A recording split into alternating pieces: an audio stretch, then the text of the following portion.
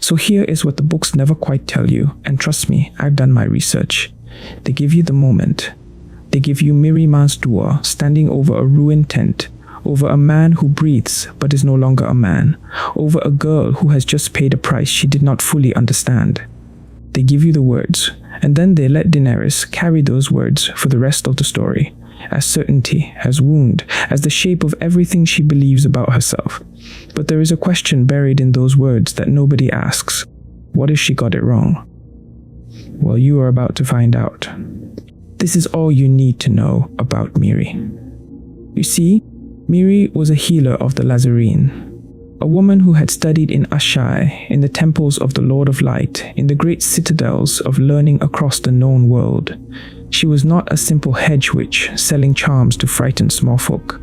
She was educated, capable, and deeply, irreparably furious. The Dothraki had come to her village. They had taken everything. They had done the things that conquerors do to the conquered, and Mirri had watched it happen, and she had survived it, and she had stood in that ruined place and waited for an opportunity. Daenerys gave her one. You see, when Daenerys asked Mirri to save Khal Drogo's life using blood magic, she was asking a woman who had every reason to want the Dothraki broken to perform an act of extraordinary power on behalf of the most powerful Dothraki in the world. And Mirri agreed. She agreed, and she performed the ritual, and she delivered the price, the unborn child, Rhaego, the stallion who would mount the world. And when Daenerys emerged from that tent and looked at what was left of her husband, Mirri spoke. She spoke as though she were reciting prophecy. She spoke with the cadence and the weight of something ancient and inevitable. When the sun rises in the west and sets in the east, when the seas go dry and the mountains blow in the wind like leaves, when your womb quickens again and you bear a living child, then he will return, not before. Daenerys heard it as a death sentence, for Drogo, for her children, for her womb. But listen to it again. Listen to it carefully this time. Mirri does not say your womb is dead. She does not say you will never bear a living child.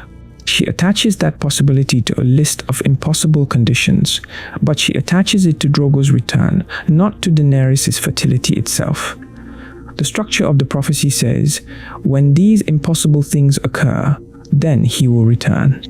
The implication that Daenerys' womb quickening is among the impossible things, that reading is Daenerys' own. It is grief-reading prophecy.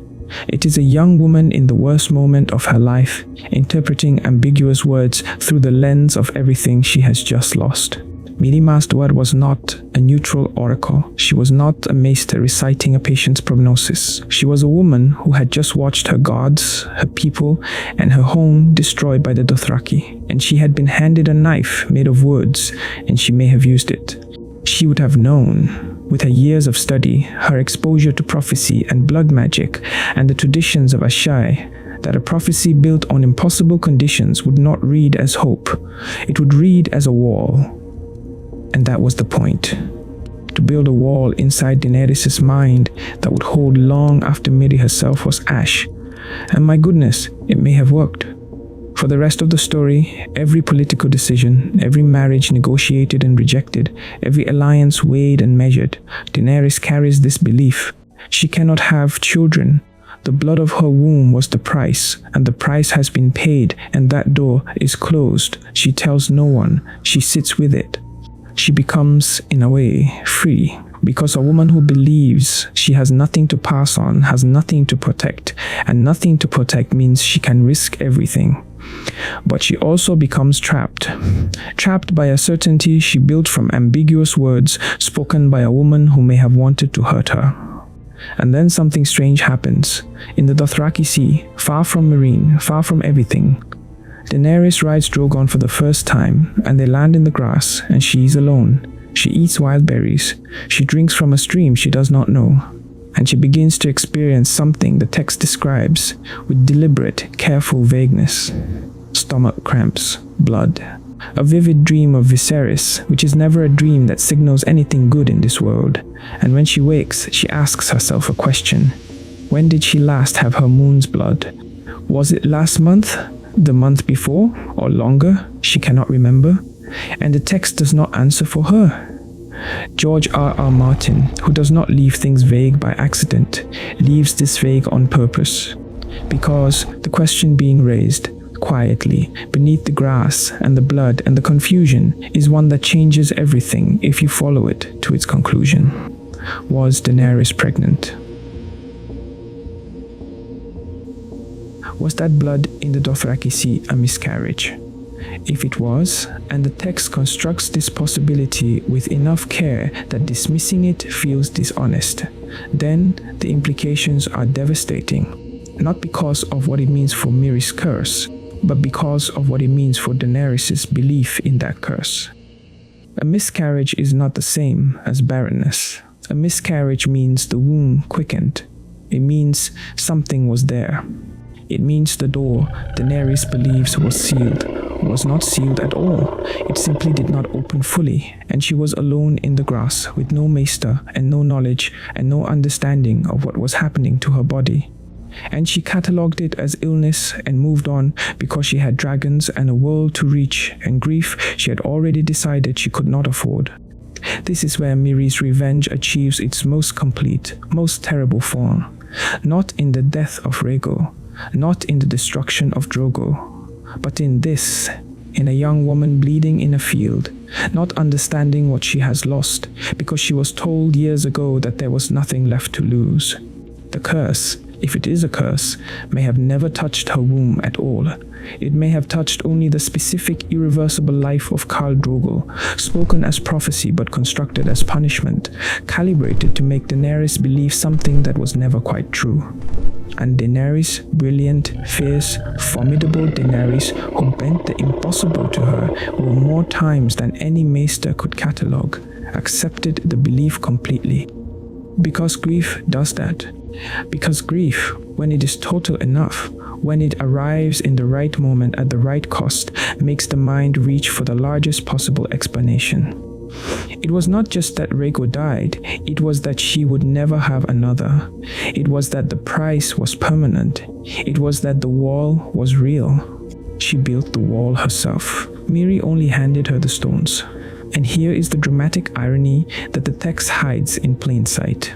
Every choice Daenerys makes in her later arc is partially shaped by the assumption that her bloodline dies with her, the political marriages she considers, the heirs she does not plan for, the war she wages as though it is the last war because there will be no dynasty to inherit whatever peace she builds.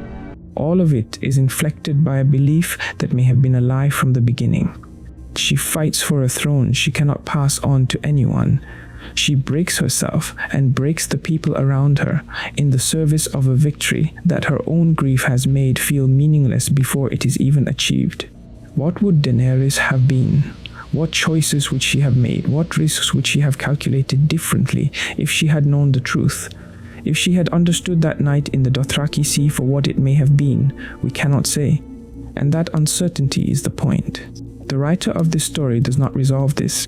It is said that the question of Daenerys' fertility is deliberately unresolved, that the prophecy is constructed to sustain multiple readings, that Mirri's words were never meant to function as a clear medical prognosis. The ambiguity is intentional.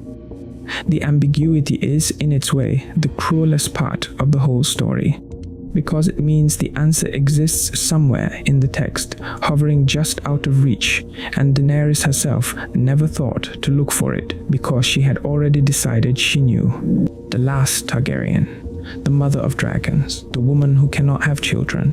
3 things she believed about herself with equal certainty, and perhaps only 2 of them were true. The prophecy of Mirri Maz Duur is not a death sentence. It never was. It is a riddle dressed as a sentence, offered by a woman with a reason to wound, and it found its mark so perfectly because Daenerys was grieving and young and standing in the ruins of everything she had built, and in that moment the wall felt real, and she never, in all the years that followed, thought to test whether it was.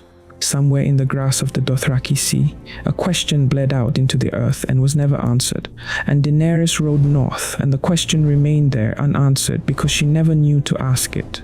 That, perhaps, is the most Targaryen thing about her. Not the fire, not the dragons, not the ambition, or the cruelty, or the grace.